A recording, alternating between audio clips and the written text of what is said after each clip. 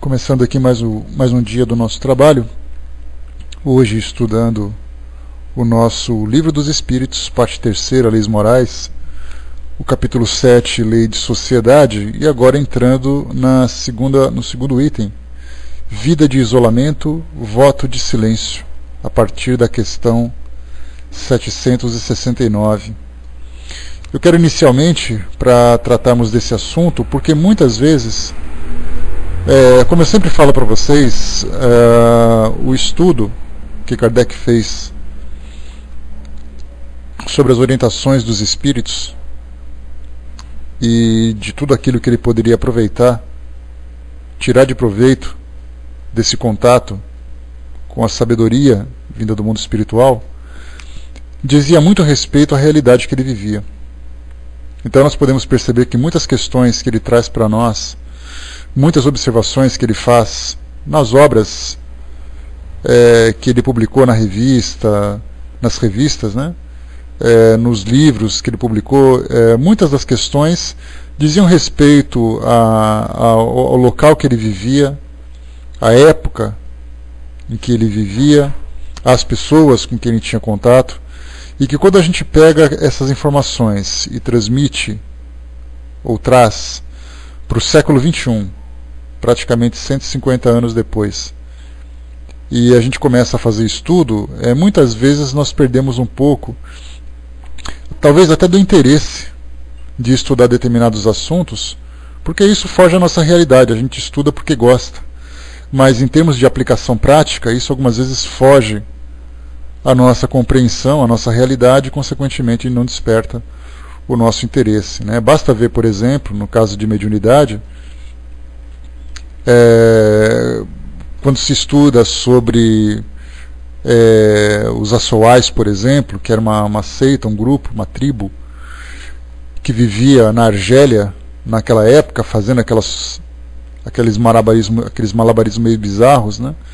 Isso é completamente diferente daquilo que a gente estuda hoje, que a gente não tem contato com isso. Mas não deixa de ser interessante saber que isso existiu.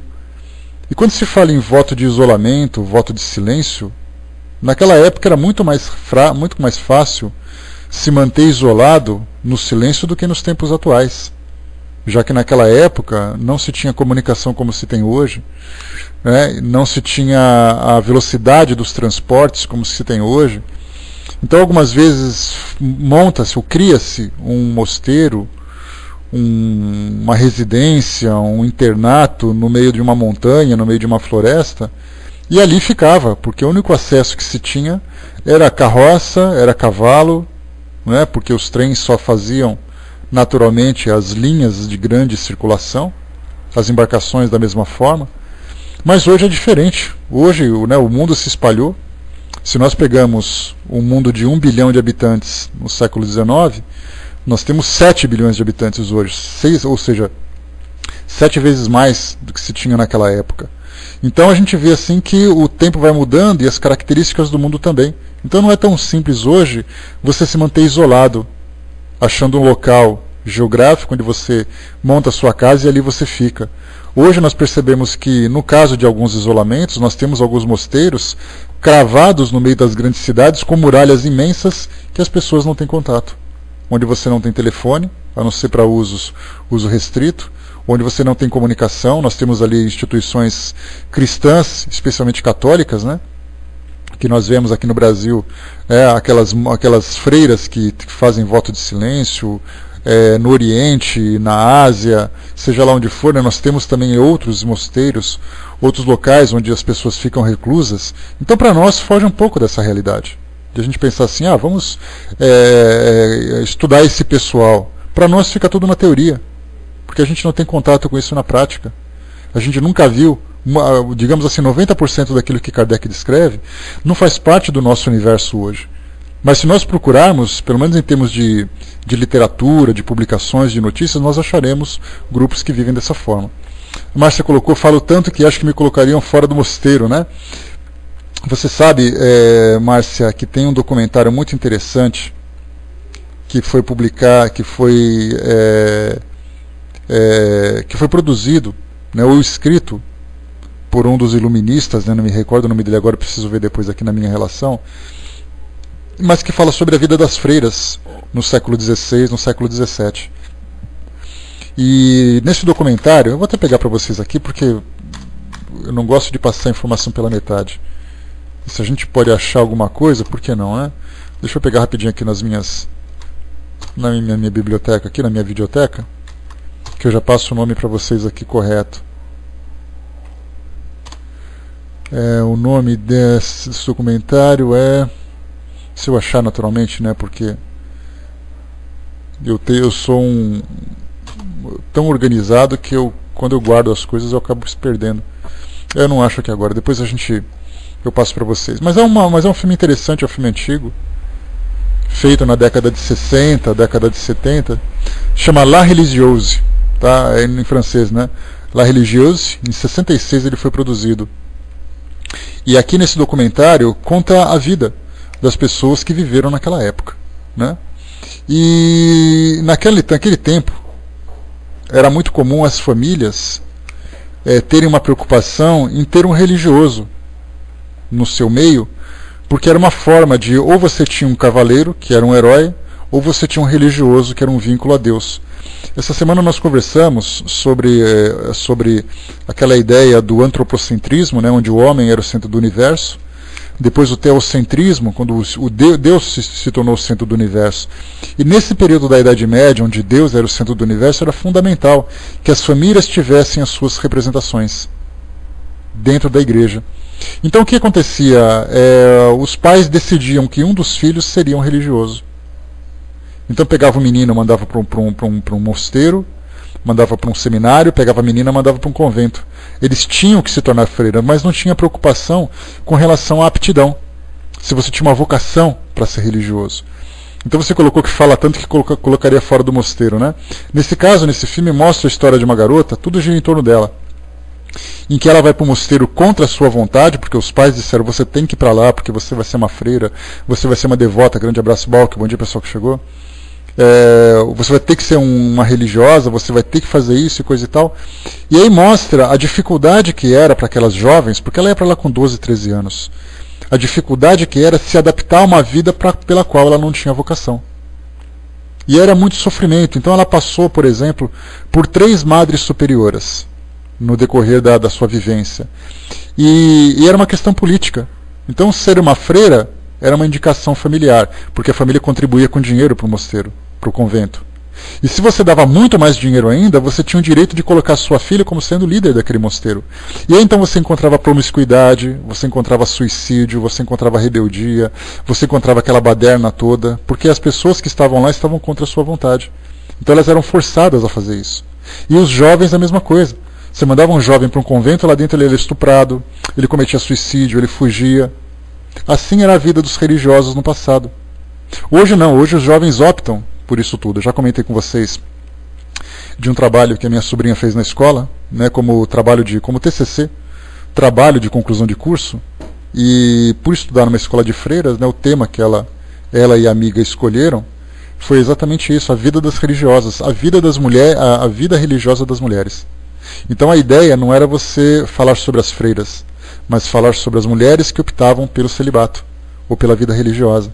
E aí mostrava que jovens eram muitas vezes criticadas pela família, discriminadas pelos amigos, né? Porque jovem tem que ouvir músicas do momento, se vestir da forma correta. De repente uma adolescente de 13, 14 anos numa escola diz para todo mundo, eu quero virar freira. No fim das contas ela acaba virando, na verdade, motivo de crítica, motivo de chacota, né? Ela fica sendo ali apontada, sofrendo bullying, né, das amigas pelo fato de ter escolhido isso. Então hoje mostra assim que as mulheres escolhem por uma vocação verdadeira, elas querem, elas não são forçadas. Muitas vezes elas optam por isso, a família diz, não, deixa disso, você tem que ter uma vida melhor, você tem que ser feliz trabalhando, fazendo a sua faculdade. E a jovem diz assim, não, mas eu quero ser feliz vivendo assim. A minha opção de felicidade é essa, me entregar para a vida religiosa. Naquele passado era o contrário, você vai independente da sua vontade.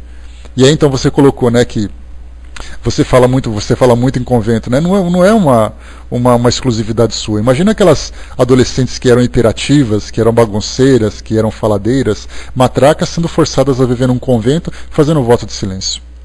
E no caso desse filme, La Religiosa, né, essa jovem, no final do filme, vou contar porque vocês não vão assistir mesmo, no final ela comete suicídio, porque ela não suporta.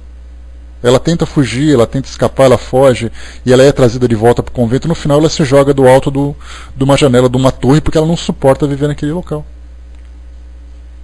E aí, inclusive, nós temos ali o Alberto Almeida, Dr. Alberto Almeida, que ele é médico homeopata, que é palestrante espírita. Ele fala, numa das suas palestras, sobre o ficar. Que eu já passei para vocês, né, lá no site www.espiritismo.net/família, lá na seção de adolescentes, tem essa palestra, o ficar. Porque ficar hoje é a moda dos adolescentes. Você já não tem mais o compromisso afetivo, né, o compromisso de fidelidade. Hoje você fica. E ele, nessa palestra, ele fala sobre seu ficar. E é interessante porque ele faz uma abordagem bastante sutil, bastante suave, mas muito interessante, né?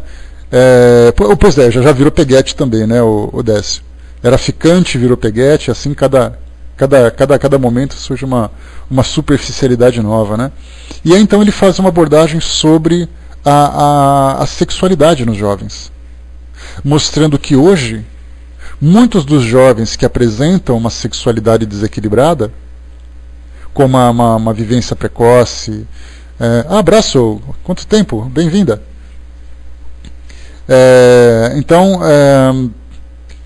Mostrava que muitos dos jovens hoje que trazem uma sexualidade desequilibrada eram exatamente aqueles jovens que tinham a sua sexualidade reprimida por uma questão de vivência religiosa forçada. Então o jovem queria conhecer, queria extravasar, mas tinha sexualidade reprimida. Naquela época nós tínhamos aborto, basta a gente ver a história dos papas. Eu fui presenteado pela nossa amiga Ju e também pela nossa amiga Ana Isabel, que me mandaram um livro interessante lá da Europa, chamado, estou aqui na minha prateleira, Os Papas e o Sexo.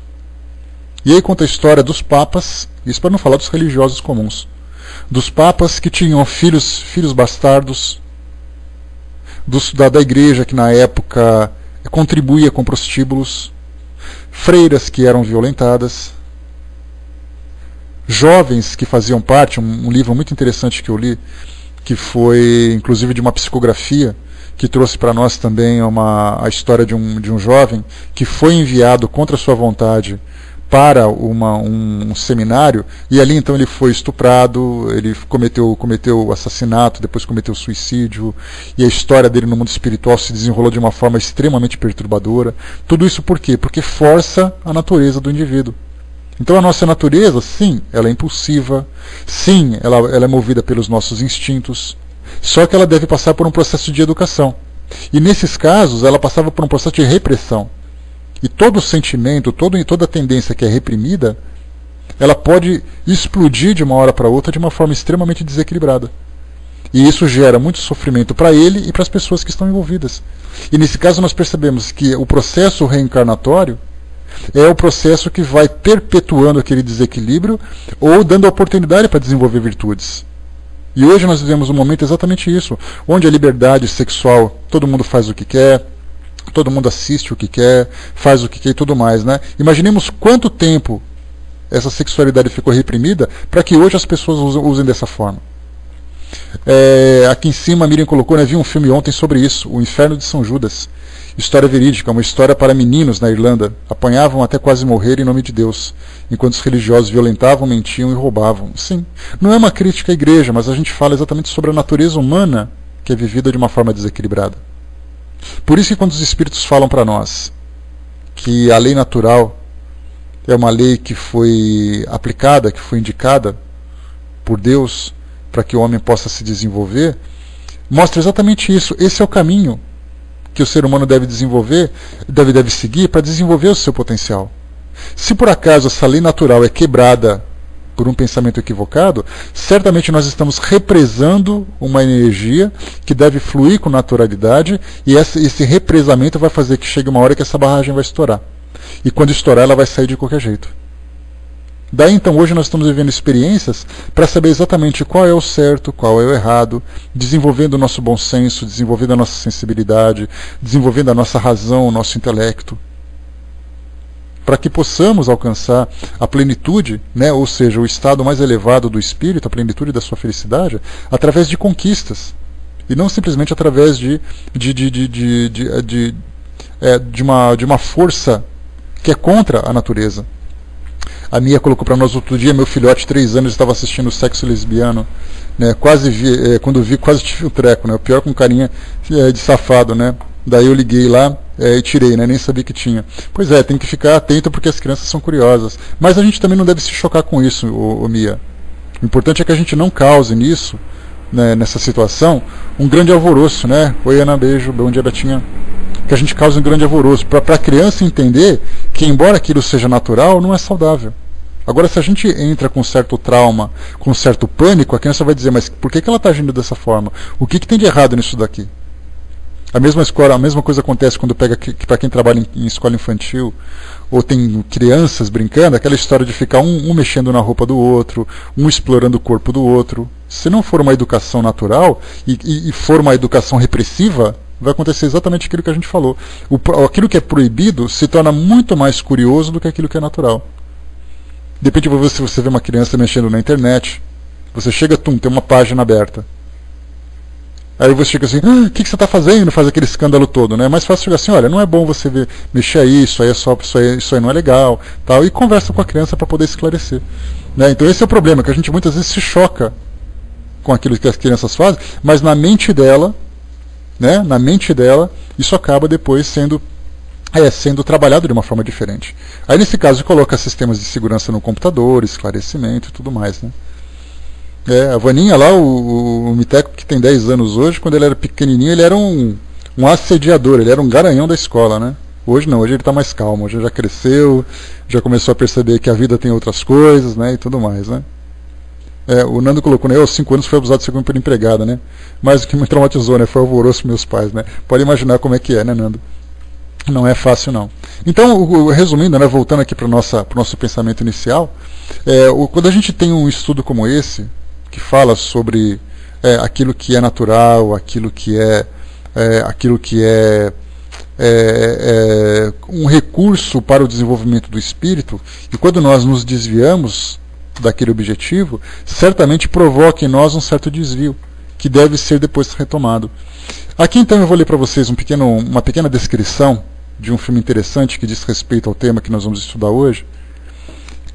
Esse artigo naturalmente foi publicado em 2006, então já faz ali 6 anos, mas vale a pena pela descrição. Filme sobre monges mudos lota cinemas alemães. Um filme inusitado está lotando os cinemas na Alemanha nas últimas semanas. Um documentário de 3 horas, quase sem palavras, que se passa em um monastério nos Alpes franceses. O documentário alemão, não vou ler para vocês aqui porque eu não sei falar alemão, mas ele se chama O Grande Silêncio, na tradução literal, traça um perfil detalhado das vidas dos monges cartuchos que vivem no monastério alpino. A autorização para filmar os religiosos foi dada 17 anos depois do pedido inicial do diretor alemão Philipp Groening. O monastério não tem luz elétrica e a escuridão só é quebrada pelas velas. No meio da noite, os monges se reúnem vestidos de grossas túnicas para recitar versos gregorianos. Deus e a felicidade. Acho que eles só vivem assim porque decidiram ficar próximos de Deus, afirmou Groening. É um conceito muito simples, e esse conceito é o próprio Deus, a felicidade pura. Quanto mais você se aproxima disso, mais feliz é. O pedido inicial para filmar o documentário no monastério de Grande Chartreuse foi feito há 17 anos. Quando ele finalmente conseguiu entrar lá, encontrou um mundo altamente disciplinado, que quase não mudou desde a criação da Ordem dos Cartuchos, há 1000 anos. Os monges fazem um voto quase total de silêncio, falando em pouquíssimas ocasiões. O filme traça a rotina infinitamente repetitiva dos monges. Ele mostra como os monges se alimentam, como dormem sobre finos colchões de palha, com apenas um pequeno forno como aquecimento para o frio dos Alpes franceses. O diretor afirmou que depois de morar com os monges por vários meses, a perspectiva dele sobre a vida mudou. Quando saí do monastério, pensei exatamente sobre o que eu tinha vivido e me dei conta que eu tive a oportunidade de viver em uma comunidade que praticamente não tem medos. Os cartuchos são uma ordem cristã mais rigorosa e acreditam que a vida é apenas uma transição. Então, aqui nessa, peguei essa citação, uma reportagem no site da BBC de Londres, e aqui então faz uma citação sobre uma pequena comunidade religiosa, o que é muito natural, porque os religiosos procuram esse tipo de vida, porque hoje quando nós vemos um mundo com toda a sua agitação, um mundo com todas as suas deficiências, com todos os seus vícios e tudo mais, fazem com que muitas pessoas optem por viver isoladamente, separadamente desse mundo, para que tenham ali o seu equilíbrio. Na citação desse diretor do documentário que nós lemos, ele fala exatamente isso, que ele sentiu que ali não se tem medo. Ali você não desconfia de ninguém, ali você não tem medo de nada, porque primeiro eles estão fisicamente protegidos de qualquer ambiente urbano. Então daí não correm o risco de serem ameaçados. Mas a disciplina com que vivem dentro dessa instituição e a rotina que estabeleceram faz com que você saiba que quando você levantar, você vai trabalhar, quando você trabalha, você volta, você faz as suas preces, você faz os seus estudos e você não sofre nenhum tipo de ameaça. Então na verdade você criou uma bolha dentro de um oceano e dentro dessa bolha você se encontra feliz. E essa opção de isolamento foi a opção que você teve para ser feliz. E no caso da vida comum, das pessoas que não são religiosas, nós temos também aqueles que optam em viver em fazendas, em viver em casas isoladas, em viver em residências no meio de grandes centros, mas com portas fechadas, janelas fechadas, não falam com vizinhos, não atendem telefone, fazem aquilo que é necessário apenas para poder ali manter as suas necessidades.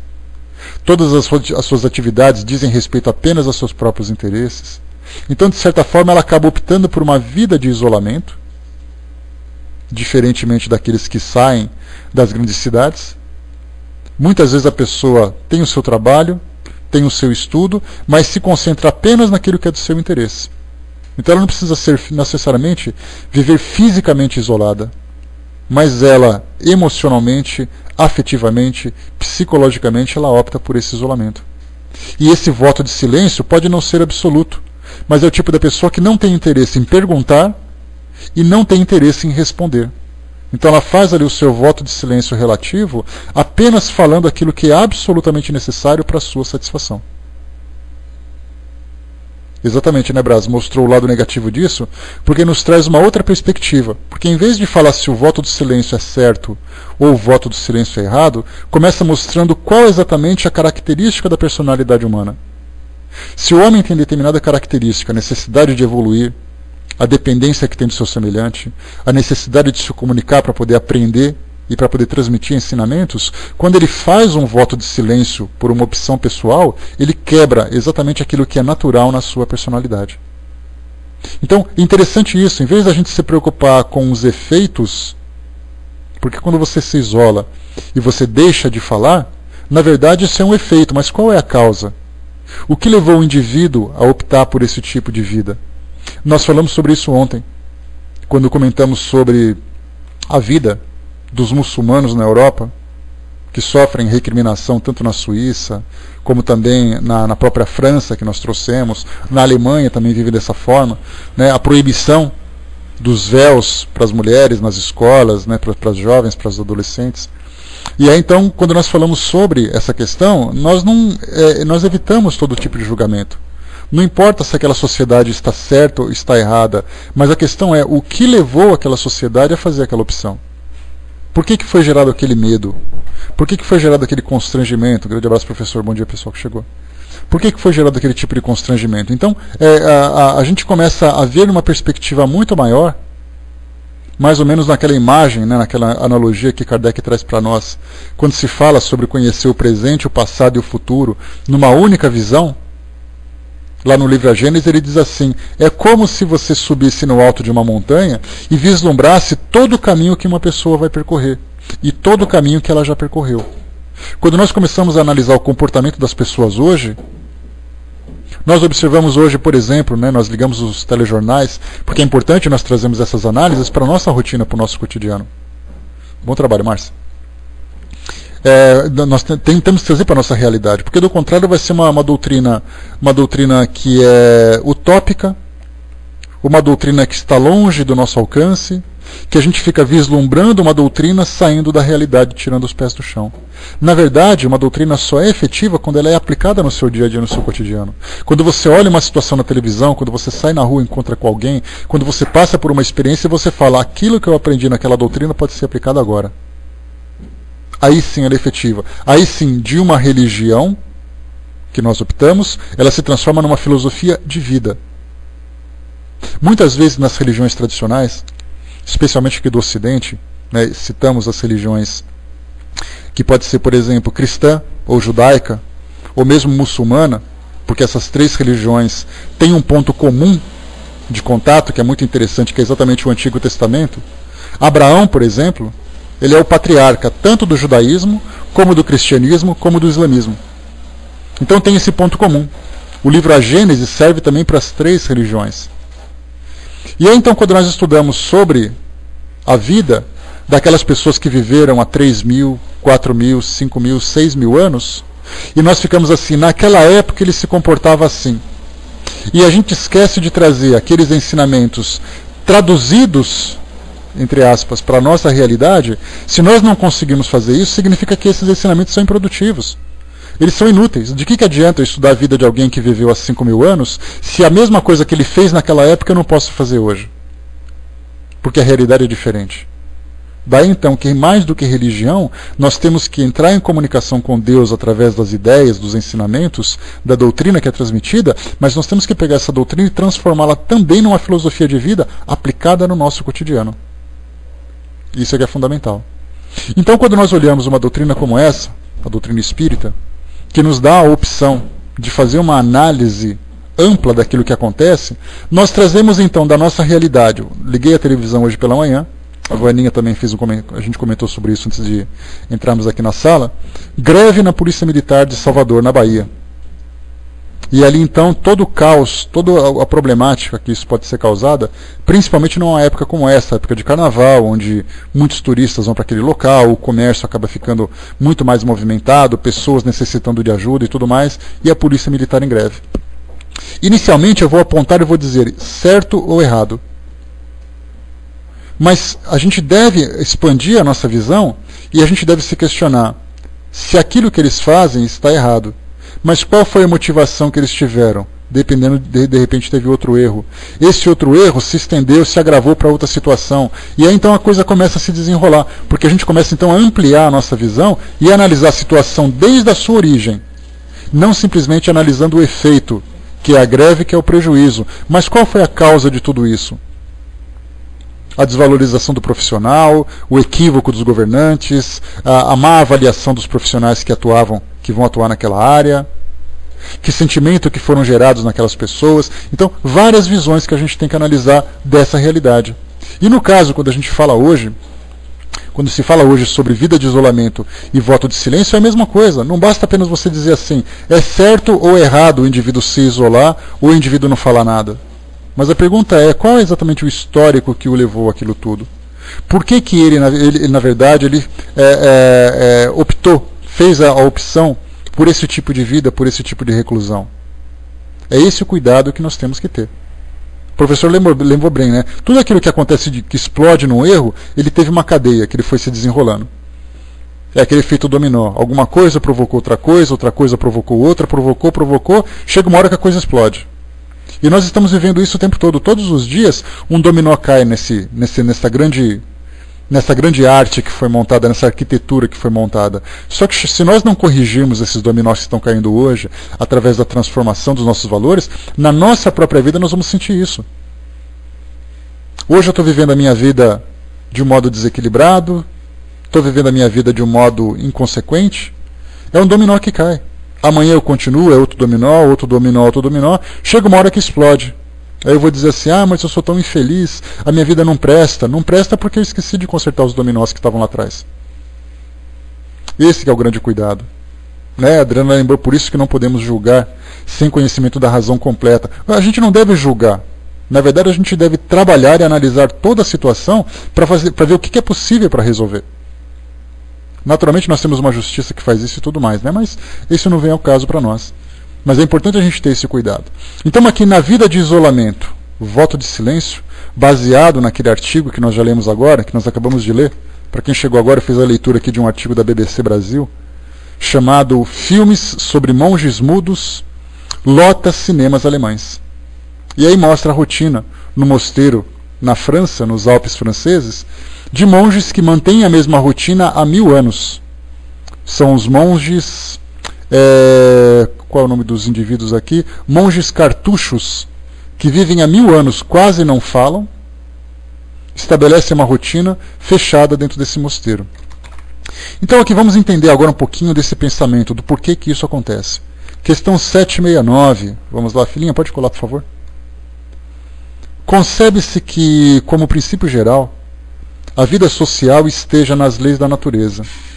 Já lemos sobre isso, falamos sobre as leis naturais logo no começo dessas leis morais, dessa terceira parte do Livro dos Espíritos. Então, o que vem a ser as leis da natureza? Viver, se comunicar, se desenvolver, se reproduzir, buscar felicidade, isso é natural para todo mundo. Dentro de valores, dentro de princípios. Então, se por acaso eu fujo desses valores e princípios, eu provoco um desequilíbrio. E todo desequilíbrio me faz voltar, ou sou forçado, a partir desse desequilíbrio, a retomar o curso inicial. E esse retorno, que é exatamente ali o aprendizado doloroso para todos nós. Então a vida social entre os indivíduos, como nós vimos, lembrando que todas essas partes que foram trazidas para nós aqui no Livro dos Espíritos, foi uma sugestão que Kardec apresentou aos espíritos, sobre todos os aspectos da vida do ser humano, da vida do espírito, e a partir dessas sugestões ele foi desenvolvendo as questões. Não é porque nós temos assim, né? Às vezes temos uma pretensão de dizer assim, não, lá no Livro dos Espíritos nós temos ali 12 leis que elas são absolutas. Na verdade são 12 tópicos que Kardec sugeriu, envolvendo cada situação. A criação, né, o desenvolvimento do indivíduo, justiça, perfeição moral, liberdade, igualdade, progresso, sociedade, destruição, conservação. Então, a partir dessas sugestões, ele começou a apresentar alguns tópicos, alguns pontos, de acordo com a sua visão e de acordo com a sua realidade naquele momento. Então, estudando o Livro dos Espíritos, a gente tem temas que vão dirigindo o nosso raciocínio, que certamente, se por acaso eu tivesse a oportunidade de dar sugestões, eu poderia colocar aqui mais 2, 3 tópicos. Se eu tivesse capacidade para isso. Então lembramos que esse ponto não é fechado, mas ele nos dá uma abrangência, e a partir dela a gente desenvolve o nosso raciocínio. Então, quando se fala em vida social, que foi exatamente o tópico anterior que nós estudamos aqui, que falava sobre... Deixa eu pegar aqui rapidamente o que nós vimos anteriormente. Necessidade da vida social. Nós falamos sobre a natureza humana, a natureza coletiva, o homem que desde o princípio buscava companhia para se desenvolver nos mais diversos aspectos, na questão cultural, na questão intelectual, na questão de produção, de sobrevivência. Nós falamos sobre tudo isso na terça-feira, desculpem. E aí vimos então que o homem não tem condições de viver sozinho. A natureza o força a viver em comunidade. Porque uma criança, nós fizemos a leitura de um artigo muito interessante de sociologia, que falava sobre isso, que muitos animais no primeiro ano de vida já vivem independentemente. O ser humano, somente a partir dos 13 anos de idade, ele tem condições físicas e intelectuais para fazer alguma coisa isoladamente. Fora isso, ele é completamente dependente, emocionalmente dependente, materialmente dependente, organicamente dependente. E essa dependência é o quê? Foi uma falha de Deus que diz assim, eu esqueci de preparar o corpo daquele indivíduo ou o seu intelecto para que ele pudesse se tornar independente. Não. A gente vê exatamente o contrário. Que tudo isso, na verdade, é uma forma de fazer com que o homem seja forçado a se desenvolver ao lado dos seus semelhantes. E também esse desenvolvimento é um desenvolvimento não apenas biológico, físico, mas é emocional, psicológico, intelectual, afetivo. E é um trabalho demorado para poder fazer. Uma criança, quando ela nasce, ela tem aquele primeiro contato, exatamente, Eduardo, com os pais e com os familiares, né, com o grupo social onde ele se encontra inserido. Porque muitas vezes a gente pensa assim, é só a família dentro da casa. Mas na verdade é a comunidade onde ele vive, o bairro, a cidade, ele adquirir características da sua nacionalidade, características da sua cultura. Nós falamos sobre isso, né, a dificuldade que nós temos, né, com relação à adaptação do indivíduo. Até citei para vocês aqui quem mora fora do Brasil. Né, o Ocerfal, a Sandra, lembramos da Ju, da Aninha, a Ana Isabel que veio para o Brasil. Então, quando você chega numa cultura diferente, você começa a se analisar assim, a vida que eles têm, será que eu consigo me adaptar a ela ou não? Até brinquei com a Ana ontem, estava conversando com ela. Ela falou assim, eu não tive dificuldade nenhuma para poder me adaptar. Que bom, mas tem pessoas que têm extrema dificuldade para poder se adaptar. Que não vê a hora de voltar para casa, eu não suporto esse lugar, eu não aguento mais essa gente toda. A história de uma pessoa que foi morar na Inglaterra, uma brasileira que foi morar na Inglaterra, e ela não aguentava mais ouvir o inglês. Ela tinha que ouvir alguém falar em português, ela estava desesperada. Ela chegou até a fazer um escândalo na loja que ela trabalhava. Alguém fala português comigo, pelo amor de Deus. Ela não suportava mais isso. Por que isso tudo? Porque nós temos uma cultura, a nossa personalidade vai se formando em cima de uma cultura. E quando a gente entra em choque com uma outra cultura, nós fazemos sentir. Aliás, isso nos faz sentir. Então isso faz parte do quê? Da natureza humana, a adaptação no ambiente onde ele se encontra. A adaptação do ambiente com relação ao grupo que traz para ele características da sua própria personalidade. Daí então que a vida social, como foi colocado aqui na questão 769, está nas leis naturais. Mas aí então Kardec pergunta, muito bem, sabemos que o indivíduo é um ser social, ele precisa fazer parte do seu grupo, ele precisa fazer isso e tudo mais, né? O Ocerfal colocou, né? No início também passei por esse incômodo. Havia dias que eu não queria mais ouvir alemão, né? Pois é, imagino que sim, né? Felizmente. Então, aqui nós temos na questão, Kardec coloca então, já que o homem, já que faz parte da natureza humana a vida social, ele estende da seguinte forma. Mas como todos os gostos são também naturais, por que o do isolamento absoluto seria condenável se o homem encontra nele satisfação? Então a gente lembra que é natural também nós fazemos as opções. É natural que eu escolha aquilo que me proporcione conforto, aquilo que me proporcione prazer, aquilo que me proporcione segurança, condições de fazer o que eu quero. Então eu faço escolhas. E algumas vezes eu opto, uma das minhas escolhas é exatamente assim, olha, eu não tenho paciência para ficar ouvindo as pessoas reclamando. Eu não tenho paciência para ficar ouvindo as pessoas me pedindo coisas. Eu não tenho paciência para isso, não tenho paciência para aquilo, então eu vou optar por viver uma vida sozinha, solitária. Lembrando que tem uma diferença significativa entre solidão, o indivíduo estar, né, a solidão, e ele estar sozinho. Sozinho e solitário são duas situações diferentes. Sozinho é quando ele está fisicamente sem ninguém por perto. Solitário é quando, mesmo estando no meio do grupo, ele não consegue preencher aquele vazio dele. Então ele não escolhe uma vida de solidão. Ele escolhe apenas uma vida separada dos demais. Ele quer viver sozinho no seu ambiente, com as suas coisas, com as suas preocupações, com os seus objetos, com a sua rotina. E então Kardec perguntou, mas não é natural que seja assim? Respondem os espíritos.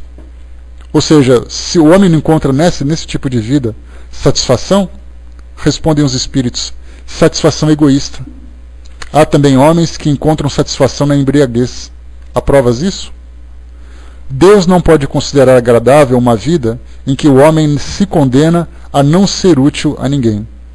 Então, nesse caso, nessa perspectiva que nós estamos estudando agora, o indivíduo opta por viver sozinho porque ele não tem paciência de viver com outras pessoas. Então, na verdade, ele se considera autossuficiente naquele momento.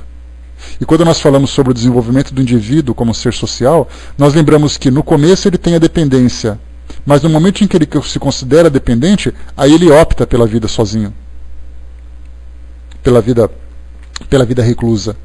Isso foge da sua natureza, porque até então, enquanto seus instintos o moviam, ele optava por viver em grupo.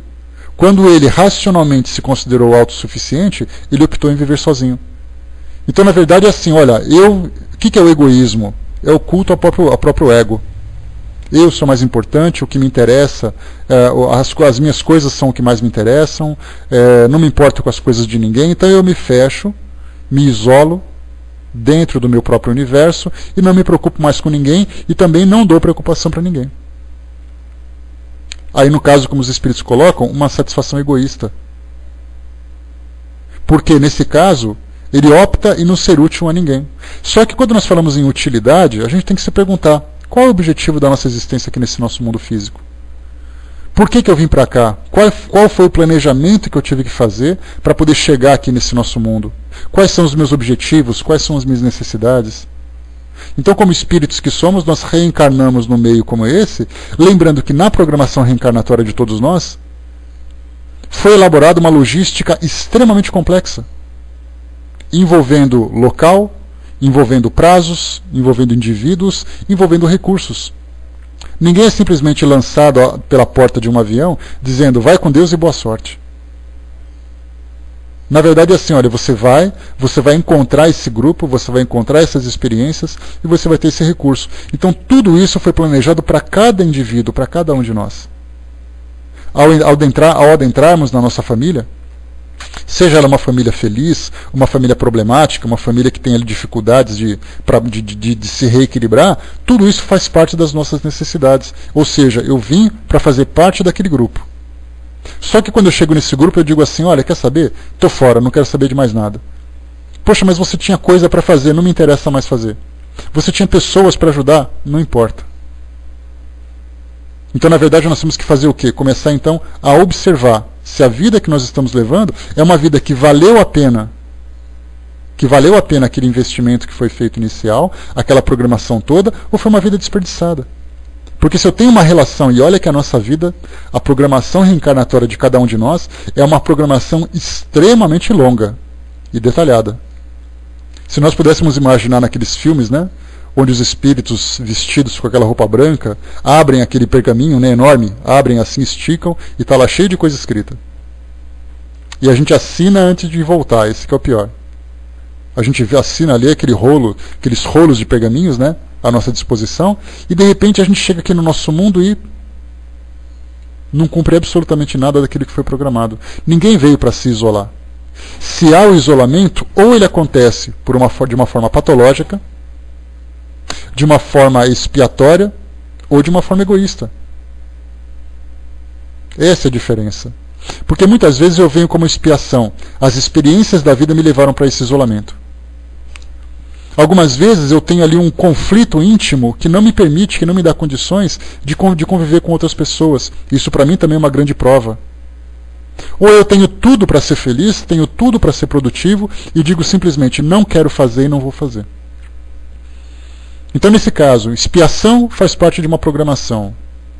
O isolamento patológico é um desequilíbrio que o indivíduo vive, ou o isolamento egoísta. E nesse caso, o egoísmo, ele é sempre aquele que pesa muito mais, porque o egoísmo é fruto de uma opção. Ele não é fruto de uma experiência.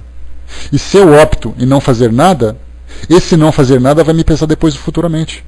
Porque eu tinha compromissos. A vinda de alguém para o nosso mundo físico é uma vida de compromissos. Ninguém vem para cá assim, olha, vai lá, que a gente vai preparar um monte de coisa para você ir lá e não fazer nada. É como se eu chegasse, vamos trazer assim uma experiência real, vai. Eu pego aqui, deixa eu pegar alguém aqui, vai. A Betinha que está lá, toda quietinha. Até assustou na cadeira agora. A gente fala assim, gente, vamos fazer uma vaquinha e a gente vai pagar uma passagem para a Beth viajar para a Europa. Vai ficar 30 dias lá. Aí todo mundo pega lá na poupança, pega o dinheirinho embaixo do colchão, compra passagem, tira passaporte, compra ali uma viagem maravilhosa e tal. A Beth vai. Depois ela volta, né? Falei, e aí, Beth, o que você fez de bom lá? Nada, eu só passei.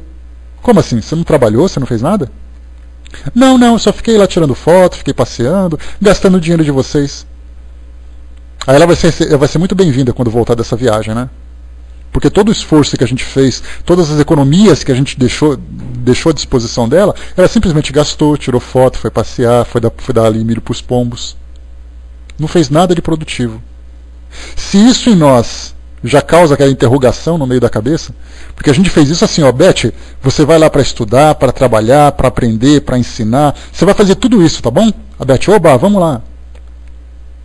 Depois ela volta, e aí, Beth, o que você fez lá? Ah, nada, sabe, eu tava com neve, tava com preguiça, eu comi bastante, volta até um pouquinho mais pesadinho, né, Beth? Aquela comida da Itália, aquela coisa toda. Mas Beth, você não fez nada? Não, não fez nada. Você não aproveitou um segundo? Não, não aproveitei. Mas Beth, a gente investiu tanto em você? Ah, mas é o seu. A mesma coisa acontece com os espíritos que vêm para cá. Aquela expectativa que é gerada em torno dele, o investimento que é feito em torno dele, a preocupação que é feita em torno dele, para que ele possa crescer e possa fazer crescer, de repente ele passa uma vida sem nenhum tipo de produção. Porque ele optou em viver sozinho, às custas, aliás, em benefício de si mesmo, pela própria felicidade. Essa é a diferença. E nesse caso, Beth, que você colocou, ficar sem fazer nada é a morte, hoje nós temos essa questão da gente perceber que nós temos que fazer alguma coisa, é uma questão de desenvolvimento da consciência.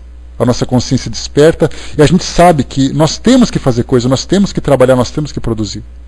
Mas se a gente olhar para o mundo hoje, a gente diz assim, olha, vamos fazer o seguinte, todo mundo aqui da sala hoje vai ser aposentado com um salário de 5 mil reais por mês. Quem vai continuar trabalhando? Aí, claro, como todos os espíritas que somos preocupados, nós vamos dizer assim, não, eu vou pegar metade do meu salário e vou doar para a caridade. E o resto do meu salário eu vou investir para poder trabalhar e ajudar as pessoas. Olha que beleza. Isso na primeira semana. Depois na segunda semana todo mundo, mas eu não estou afim de ir lá hoje. Estou com uma preguiça, eu vou ter que pagar para aquela pessoa que eu não suporto, eu vou ter que ir naquele lugar que eu não gosto. Eu vou pegar esse dinheiro e vou viajar. Pronto. Então aquele início, aquele otimismo todo que nós tínhamos no início de fazer valer a gratificação que nós recebemos, começa então a mudar, porque então a nossa natureza, ainda primitiva, ainda inferior, começa a se manifestar. Aí percebemos o quê? Que nós naturalmente optamos pela futilidade.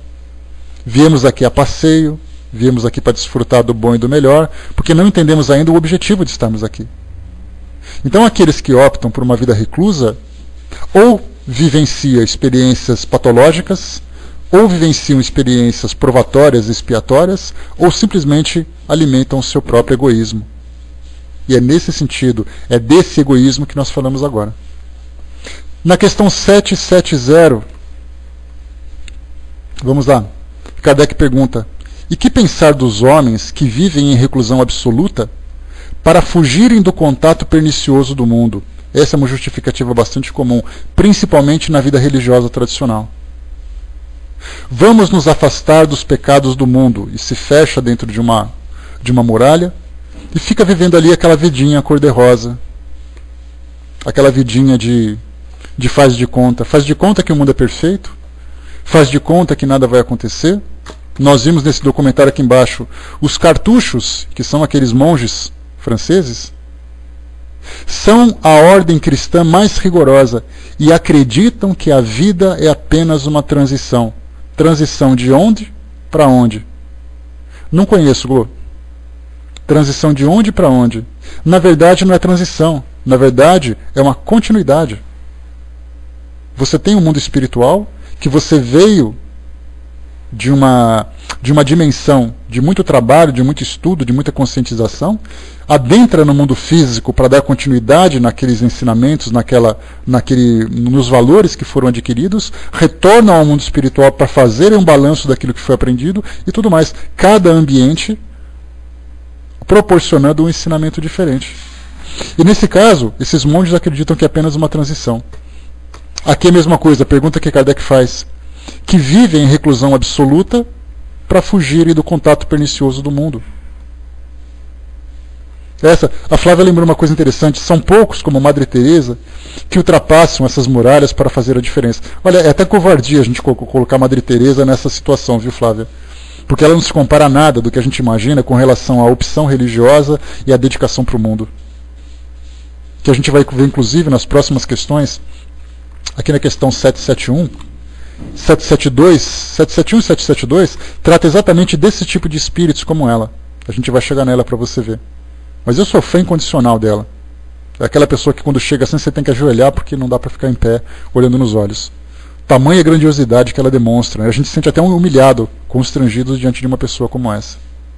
Então aqui nesse caso, as pessoas que fogem do mundo, optando para poder sair desse mundo problemático, desse mundo doente. Porque é assim. As pessoas pensam dessa forma. O mundo está doente, eu não quero me contaminar.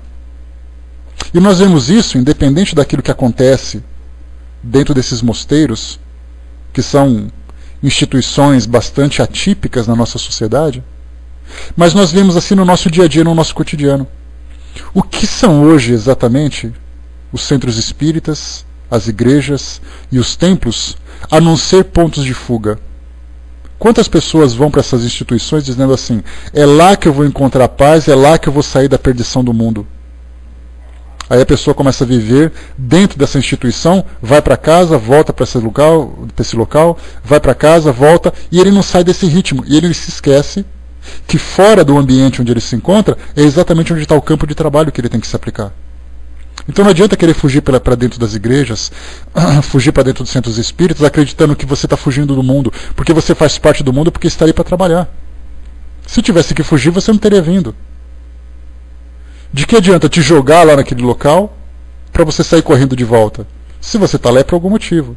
Então, na verdade, a gente tem que transformar, como já dissemos em outra vez, esses centros de concentração espiritualista, espiritual, religioso, seja lá o nome que se dê, como sendo para nós um oásis de abastecimento. E não simplesmente um local de fuga. Eu tenho que ir para o centro espírita para me fortalecer, me reanimar, me reestimular, para botar a cara para fora e começar a trabalhar de novo. Mas muitas vezes eu faço o contrário, eu olho para o mundo, me assusto, falo, quer saber, eu vou correr lá para o centro que é mais tranquilo. Eu vou correr lá para a igreja que é muito mais sossegado. E na verdade não, eu estou indo lá para me fortalecer, para dizer assim, Deus, vim aqui e preciso de ajuda, porque lá fora o bicho está pegando. E é para lá que eu tenho que voltar, é assim que tem que ser. Imaginemos os soldados durante uma guerra, né? Eu acho que talvez fosse interessante a gente usar essa analogia. A guerra está pegando, a bomba explodindo, a coisa caindo de um lado para o outro, e o soldado, eu quero fugir da guerra, eu vou me esconder no quartel. O comandante olha para a cara dele e fala, o que você está fazendo aqui? Sabe o que é, capitão? É que lá o bicho está pegando, né? Já para fora, seu lugar não é aqui. Ou você acha que você veio aqui para passear? Ou você acha que essa roupa é apenas para te deixar no estilo? A mesma coisa acontece com todos nós. Os espíritos que vieram para reencarnar, vieram para o trabalho, para modificar-se a si mesmo e também contribuir para a modificação do pequeno universo à sua volta. E quando ele foge desse compromisso, ele foge da sua família, ele foge das pessoas, ele foge da sua sociedade, porque ele se alimenta daquilo que a sociedade oferece para ele, mas ele não oferece nada em troca. E aí então, chegando no mundo espiritual, ele para e olha e fala, muito bem, você viveu lá durante 70 anos, vamos ver o seu histórico, traz para mim o seu histórico espiritual, o que você fez enquanto você estava lá? Aí começa a observar, você estudou porque te deram oportunidade, você foi ao médico porque te deram oportunidade, e depois que você atingiu certa idade, se você fugiu de todo mundo, você não fez nada? Você não só não retribuiu, como você não colaborou. Daí então os espíritos colocam, aqueles que fogem, acreditando que o mundo está perdido e que ele tem que fugir para um lugar perfeito, é um duplo egoísmo. Primeiro porque ele se reclusa, e segundo porque ele foge daquilo que ele poderia ajudar. Então é o duplo egoísmo. E olha que muita gente volta para o mundo espiritual trazendo esse peso na consciência. Abraço colocou para nós ali, Diamante colocou para nós, a vida em serviço tem mais a ver com a vida de caos, né? Porque na verdade a gente lembra sempre, Abraço, que quando a gente quando se fala em caos, na verdade a gente fala de um mundo que está ainda no processo de organização. Ele precisa se formar, ele precisa se desenvolver. Então esse caos que a gente demonstra, na verdade, é ainda a desorganização que nós apresentamos. Só que a desorganização só vai entrar em ordem se houver o trabalho. Então, o nosso tipo de trabalho hoje diz respeito a essa organização. O tipo de trabalho nas esferas superiores, onde os espíritos são mais desenvolvidos, trazem tarefas de outras características. Hoje o nosso trabalho é trabalhar para poder sustentar, trabalhar para poder matar fome, trabalhar para poder acolher o frio, para aplacar, para eliminar as doenças das pessoas. Se você fala em mundo superior, onde já não tem mais fome, onde não tem mais frio, onde não tem mais doença, a gente se pergunta, o que eu posso fazer lá? Dentro da nossa visão tradicional, a gente imagina assim, você vai para o céu, e lá você vai ficar contemplando as faces de Deus, ouvindo os anjos tocando as harpas douradas por toda a eternidade. Porque assim é o paraíso. Essa é a visão que se tem do mundo tradicional, aliás, das religiões tradicionais. Só que, na verdade, no mundo espiritual, seja lá em que dimensão for, o trabalho não para, o trabalho não cessa. Ele só muda de característica. Nós temos que trabalhar assim. No duro, pegando no pesado, suando, calejando as mãos, doendo as costas, de sol a sol. Em mundos mais elevados, o nosso trabalho é intelectual, pensando na ordem do universo, pensando no desenvolvimento dos seres que estão atrasados. Então nunca para de pensar, nunca para de trabalhar. E se eu opto, seja lá no mundo espiritual, e olha que tem muito espírito que se encontra nessa condição. Aquele espírito que diz assim, quer saber? Eu não vou fazer nada. Aí chegam aqueles que são mais próximos e dizem assim, olha, mas você tem oportunidades de ajudar. Eu não quero ajudar ninguém, ninguém nunca me ajudou. E aí então a gente entra numa outra questão fundamental. Que muitas vezes o indivíduo faz essa opção alimentado pelo seu egoísmo, mas se nós olharmos o seu histórico, alguma coisa fez com que ele se tornasse egoísta. Nós comentamos antes de ontem, no livro O Céu e o Inferno, na sessão das entrevistas, lá nos exemplos, dos espíritos endurecidos. Os espíritos endurecidos são aqueles que estão tão sólidos dentro do seu egoísmo, do seu ódio, da sua mágoa, que ele não deseja fazer absolutamente nada. Então ele fala, não fala comigo que eu não falo com você. Não me interessa você e eu não interesso para você. E ele fica assim, você tenta conversar, você tenta quebrar aquela barreira e ele não cessa. Ele se coloca assim, fechado radicalmente dentro daquela posição. E a gente fala assim, coitado daquele espírito, ele é um espírito sofredor e tal. Não. A pergunta é, o que fez ele se tornar assim? Quais foram as experiências difíceis, certamente difíceis, que fizeram com que ele se fechasse dentro do seu próprio mundo e se isolasse das pessoas? Por que ele está fugindo daquilo que é natural para ele? Então, na verdade, o que a gente fala, causa e efeito. O endurecimento é um efeito, mas qual foi a causa disso tudo? É essa visão, decepções, amarguras, frustrações, traições. Sabe-se Deus qual foi a experiência que ele viveu nas suas últimas encarnações para chegar naquele ponto? Hoje nós temos, por exemplo, você liga a televisão e você vê lá um traficante matou não sei o quê. Nossa, esse traficante é um espírito mau. Não. Ele está vivendo ali o seu egoísmo na sua maior expressão. Mas o que fez com que ele se tornasse aquele indivíduo? Porque ele teve o mesmo amor que todo mundo? Ele teve ali, ele foi ferido nas suas emoções por outras pessoas? Então tudo tem uma condição. Então nossa visão limitada do mundo, de falar assim, esse mundo está perdido. Não. O que fez com que o mundo chegasse nessa condição? E qual a expectativa que nós temos para o futuro? Tudo então tem que ser visto assim. É essa visão que os espíritos superiores têm com relação ao mundo.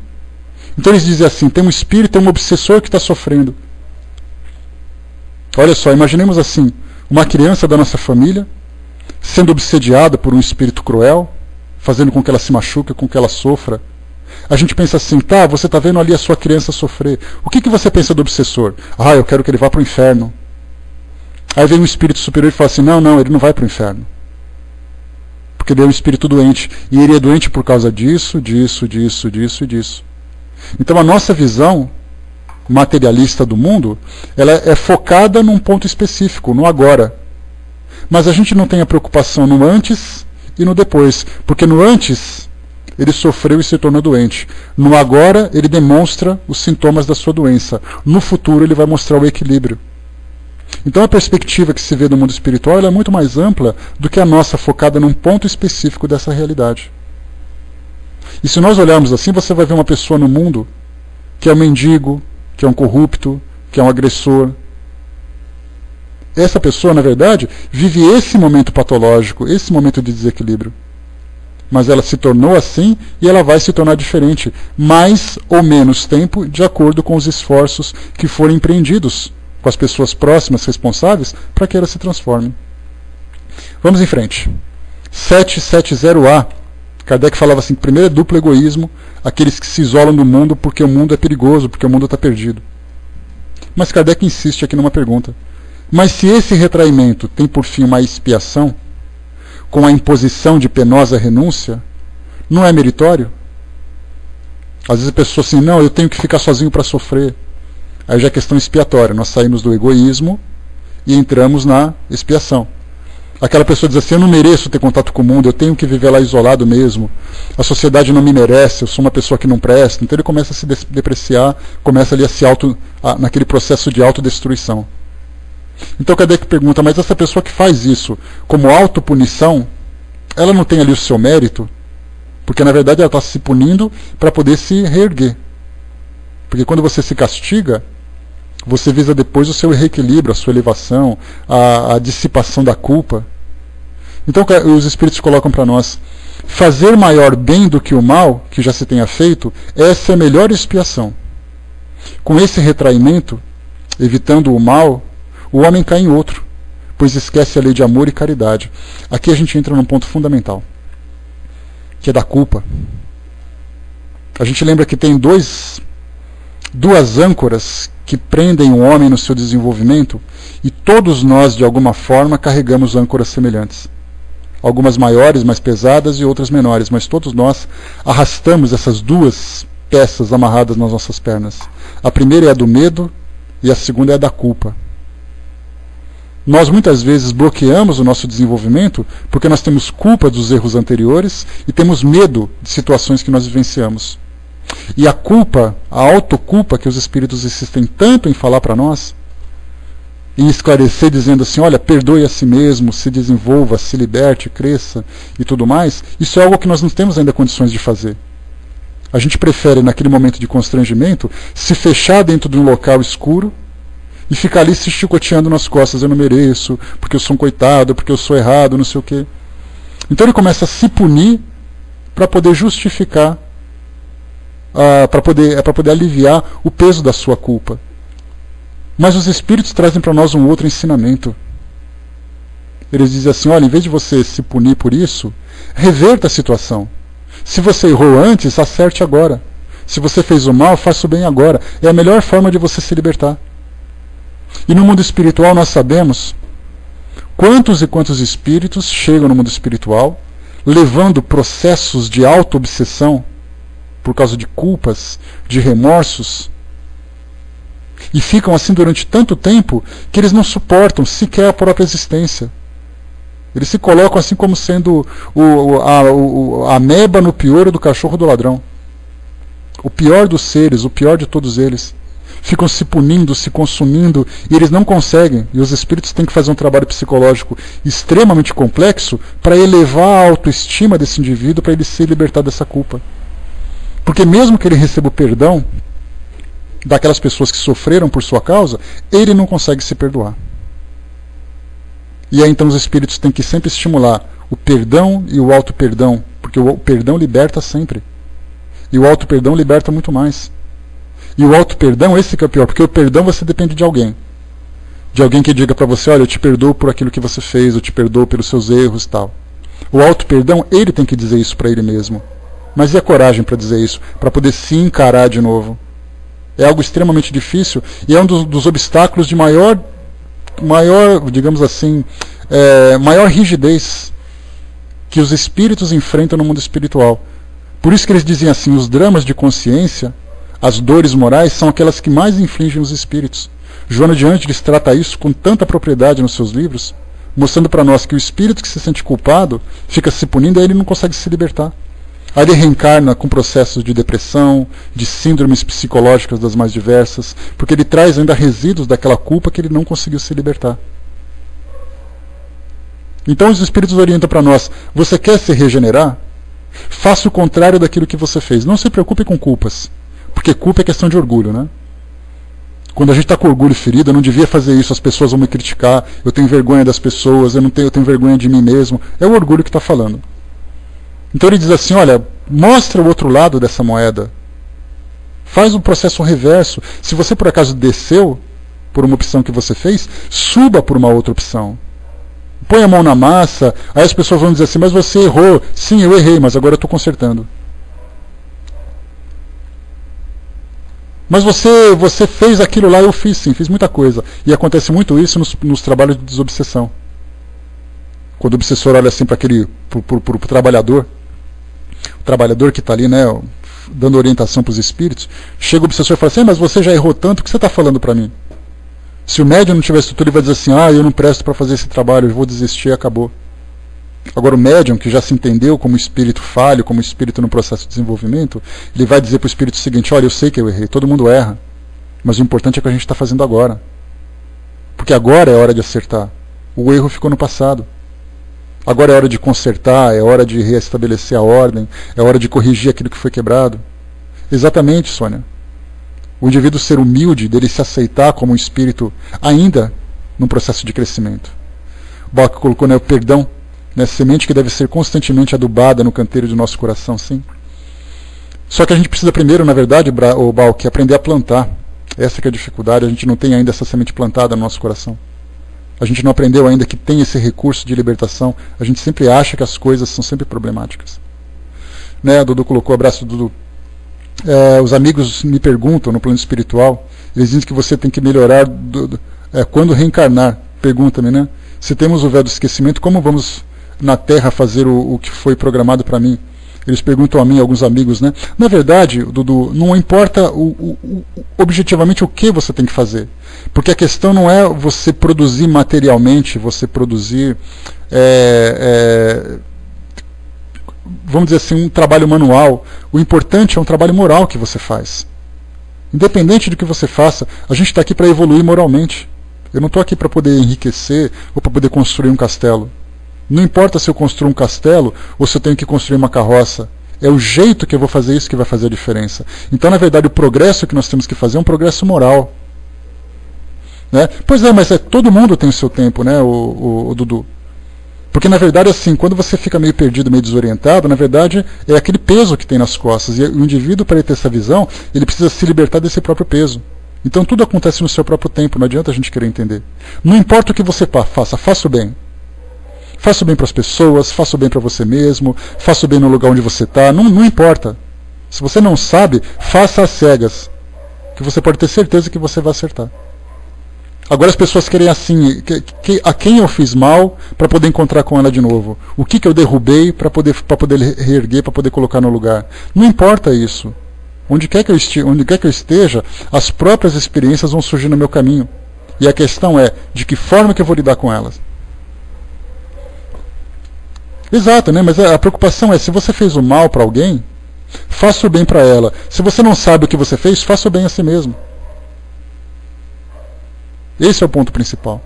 Lá em cima, Eduardo lembrou que o remorso no mundo espiritual é terrível brecha para obsessões. Sim. Porque se alguém não gosta de você, ficar colocando o dedo na tua ferida é a melhor coisa, você errou? Então eu vou te atormentar agora. Você é culpado, você não presta, você tem que sofrer, você isso, você aquilo. O indivíduo vai definhando cada vez mais. Mas quando ele consegue se auto-perdoar, você não presta, eu sei, mas mesmo assim eu vou trabalhar. Você errou, eu sei, todo mundo erra, mas agora eu estou acertando. Então ele faz o caminho contrário. Fantomas colocou para nós, bom dia Fantomas, mas se o espírito ainda não se sentir capaz da mudança, nem Deus pode mudar algo nele. O bom é que Deus não desiste de nós, Pois é, exatamente. Porque, quer dizer, é aquela questão do auto-perdão. É você se permitir crescer. Se você não se permitir isso, não importa o que façam à sua volta. É o que acontece, por exemplo, com os espíritos suicidas. Aqueles que sofrem muito pelo erro, porque a gente lembra que o suicídio não proporciona ao espírito apenas o sofrimento da autodestruição. Porque muitas vezes a gente foca nisso. Já falamos disso várias vezes, vale a pena falar de novo. Todo mundo fica pensando assim, não, porque cometeu suicídio, leia ali Memória de um Suicida, porque você vai ver que ele vai sentir a deteriorização da carne, que ele vai sentir ali a obsessão, que ele vai sofrer. Isso não é nada perto daquilo que levou ele ao suicídio e que continua ainda querendo que ele se suicide. Aquela depressão, aquela solidão, aquela culpa que ele tinha, depois que ele desencarna, ele continua sentindo uma culpa maior ainda. Aquilo que vem com relação ao perispírito dele, das sensações, das impressões, isso é só uma consequência do ato, mas o processo continua vivo ali dentro. Essa que é a parte complicada. E aí então, os espíritos tentam, olha, se perdoe, você vai melhorar, você vai conseguir. Ele vai dizer, não. E aí então são situações extremamente dramáticas para poder lidar com isso que a gente não faz ideia. E esse tipo de sofrimento que acontece no mundo espiritual, desse processo de auto-obsessão, de autoculpa, é algo que não faz parte do nosso universo, aqui do nosso mundo material.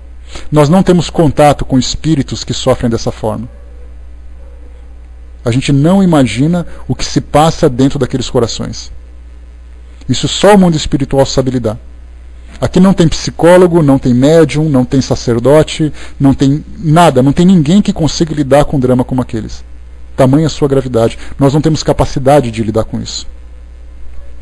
A Jane colocou lá em cima para nós: eu preciso aprender a ouvir o outro mesmo que as ideias divergem. Quando toma atitude de não quer incomodar, em consequência, ou a atitude só podia ser ela mesma, julgamento, ou você tem amor, ou você vai ser sempre um instrumento cego, né? Exatamente assim. Então, na verdade, assim, esse processo de autoconhecimento, de espiritualização, de dirigir a nossa vontade, a nossa força, é o que faz com que o nosso mundo seja produtivo. A nossa existência seja produtiva. Isso é que é fundamental. Vamos rapidinho então aqui para a gente poder continuar, pessoal. Só para a gente chegar aqui nesse ponto. Está aqui... Fazer o bem, então, que a gente viu, né?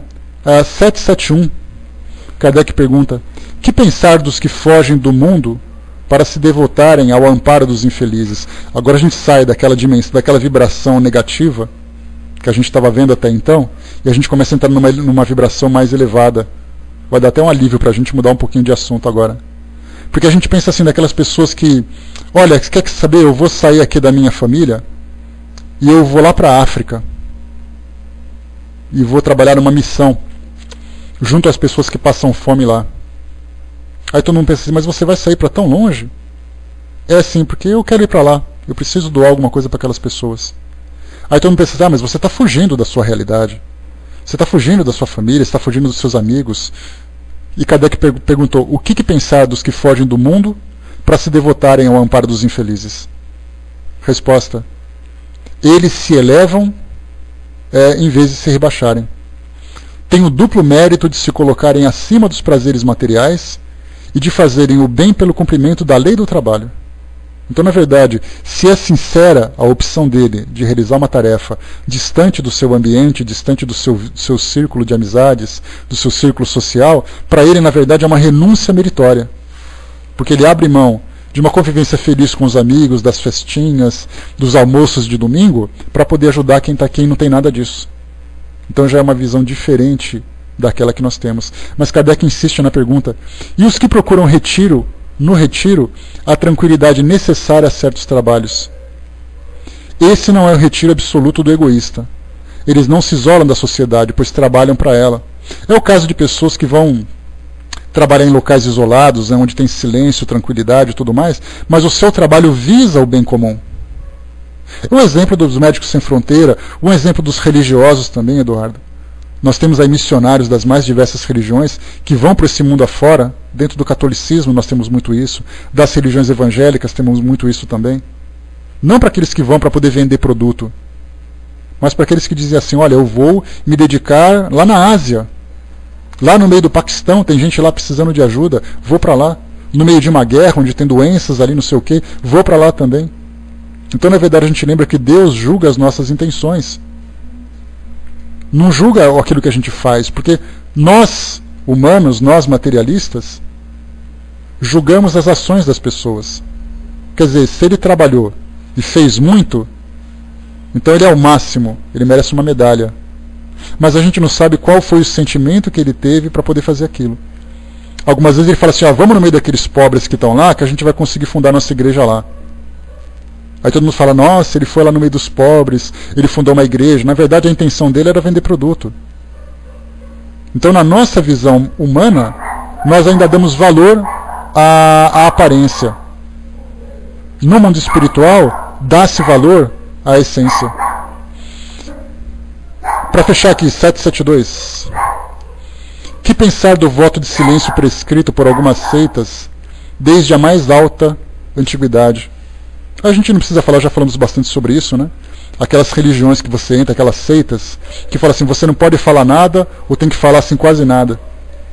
Resposta dos espíritos: perguntai antes se a palavra é natural e por que Deus a deu. Deus condena o abuso e não o uso das faculdades por ele concedidas. Não obstante, o silêncio é útil porque o silêncio te recolhes. Teu espírito se torna mais livre e pode então entrar em comunicação conosco. Mas o voto de silêncio é uma tolice. Sem dúvida, os que consideram essas privações voluntárias como atos de virtude têm boa intenção, mas se enganam por não compreenderem suficientemente as verdadeiras leis de Deus. Então, pessoal, é o seguinte, a partir de amanhã eu vou fazer voto de silêncio, consequentemente é a Vaninha que vai fazer estudo para vocês. Certo? Então eu vou fazer voto de silêncio, porque eu tenho uma necessidade de crescimento espiritual. Né? Eu tenho certeza que vocês vão compreender a minha atitude. Né? Aí todo mundo vai dizer assim, mas por que você vai parar de falar? Ah, porque eu quero ficar em silêncio. Mas por que você quer ficar em silêncio? Porque sim. Porque para mim é importante. Ah, para você é importante, mas você não podia falar com outras pessoas, ensinar alguma coisa? Não quero ficar em silêncio a partir de agora. Então, na verdade, a minha intenção pode ser boa, mas na verdade demonstra apenas a minha ignorância, a minha ingenuidade, a minha infantilidade nessas opções. Porque o indivíduo comunicar, eu transmito uma ideia e recebo uma ideia. Eu faço crescer e cresço também. Se eu faço voto de silêncio porque eu não quero falar com ninguém, não quero ouvir nada, aquela coisa toda, na verdade é uma opção egoísta que eu faço. Kardec coloca como comentário para nós aqui, vamos lá. O voto de silêncio absoluto, da mesma maneira que o voto de isolamento, priva o homem das relações sociais que lhe podem fornecer ocasiões de fazer o bem e de cumprir a lei do progresso. Como é que eu posso fazer o bem para alguém se eu não falo com essa pessoa? Eu posso até fazer um trabalho braçal, tá? Mas por que eu não falo?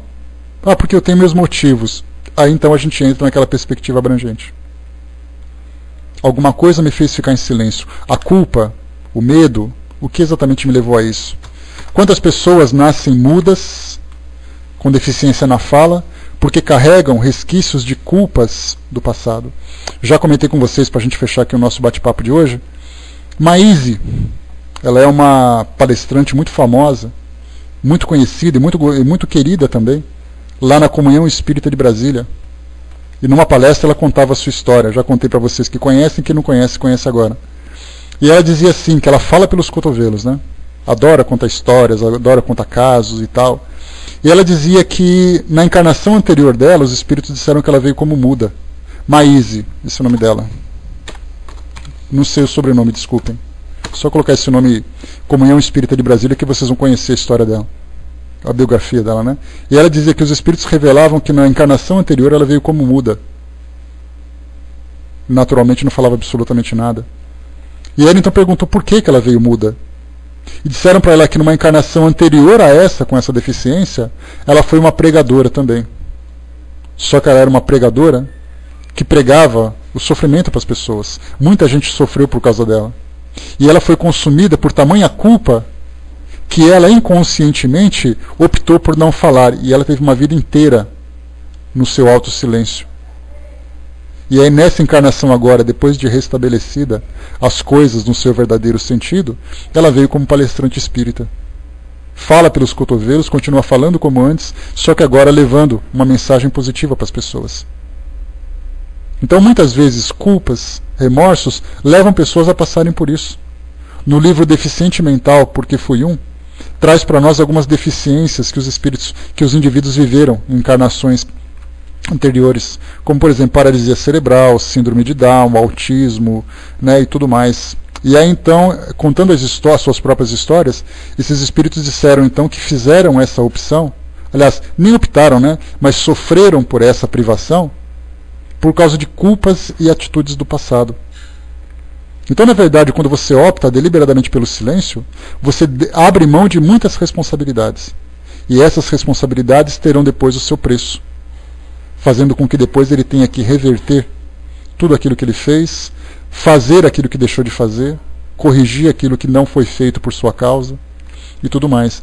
Então, tudo aquilo que é privação pessoal, sacrifício pessoal que a gente faça, temos sempre que pensar dessa forma. Aquilo que eu estou fazendo tem alguma utilidade? Tem alguma utilidade para mim? Tem alguma utilidade para as pessoas? O que eu estou fazendo e o que eu estou deixando de fazer em benefício daquilo que é natural da minha presença aqui? Estar aqui nesse mundo hoje, para mim, é um grande compromisso. É uma grande oportunidade. Os espíritos dizem que a fila de reencarnações, das reencarnações, é uma fila imensa. Espíritos que imploram de joelhos, chorando, para poder reencarnar, para poder corrigir o passado. E eles não têm permissão ainda. E nós estamos aqui. Tivemos permissão e a pergunta é: o que nós estamos fazendo com essa oportunidade que nós tivemos?